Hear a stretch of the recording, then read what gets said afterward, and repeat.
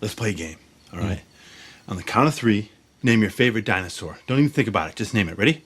1, 2, 3. Velociraptor. Favorite non-pornographic magazine to masturbate to? Good housekeeping. If you were a chick, who's the one guy you would sleep with? John Stamos. What? Did we just become best friends? Yup! Hello everyone, and welcome to Chapter 100 of Kagurabachi. I've been talking about this series since it was like in the 40s, so it feels strange to get to this milestone. And what a chapter. We have some huge reveals and amazing art. So I just want to go straight into this chapter. We pick up where we left off last chapter, with Yura in the grounds above the holding area. Placing his hand to the ground, now that he's connected with the Shinichi, he should be able to connect to the Sword Saint. And we get this insane double spread of Soga Ikumaru, the Sword Saint. He looks so cool, but there's just something different about how Yura looks with the Shinichi eyes. He feels more evil than the Sword Saint somehow, less human. Yura gives a brief rundown of what people believe happened to Soga's state of mind to make him do what he did, thinking he had basically lost himself. And I do think the one talking here is the same doctor from Ikuto's flashback. Yura goes on to explain how this mental state being shattered could be related to why he's so powerful, just like with Ikuto. He reminds himself that he'll be the first to speak to Soga in 18 years, and tells him of his mission to kill him, and in response, Soga asks him if it's cold outside, and starts stretching. Like, he's just always in his own world. He really quiet for real, unless he know you. He's funny as hell though, but if he know you type shit, you know what I'm saying? Like, turns out, the genocidal maniac is actually a really chill guy. He goes on to say he's fully mentally stable and was mentally stable as well when he committed the malediction, and to him the action was morally justified by his own beliefs. All that he wants to know is how the outside world has been, and his biggest question is what happened to his brother Kunishige Rokohira. And let me explain here, because this is a big mistranslation error. Kunishige is his brother-in-law who married his older sister, meaning that Soga is Chihiro's uncle.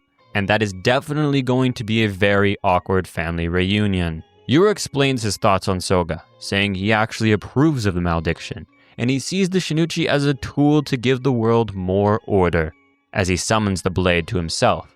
Similar to other sword bearers we've seen before use their abilities remotely to bring the swords to them. Saying that Kunishige's mistake was sealing it away and fearing it.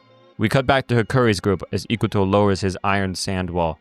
And we get the actual best part of this chapter, being that Shikamaru is actually still alive and kicking. You see, if you are an adept sorcerer, you can actually resist the effects. And we start to see other sorcerers get up as well now that Yura has moved away, and they're also negating the ability. Meanwhile with Yura, he explains that he only wanted to kill Soga because he believed his mental state was far too gone to allow him to make good use of this blade. But now that he sees Soga is in sound of mind, he believes that instead, they can work together and lead this country with the enchanted blades as a duo. But then Aami comes in with the Knuckle Gojo return entrance.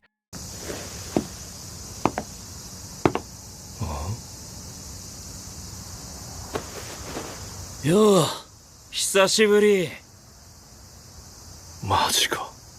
おーマジ。 And speeds his way straight to Yura, losing another arm to a dragonfly that Yura fired off like a Frieza death beam, but kicking him straight in the face, saying that he'll just become a demon to beat Yura. And we fade all the way over to Subaru's sushi shop, who is one of the enchanted blade wielders we've yet to meet in the story. Shiba is sitting at the counter, waiting for any news about the enchanted blade wielders or the situation at Kamanabe HQ.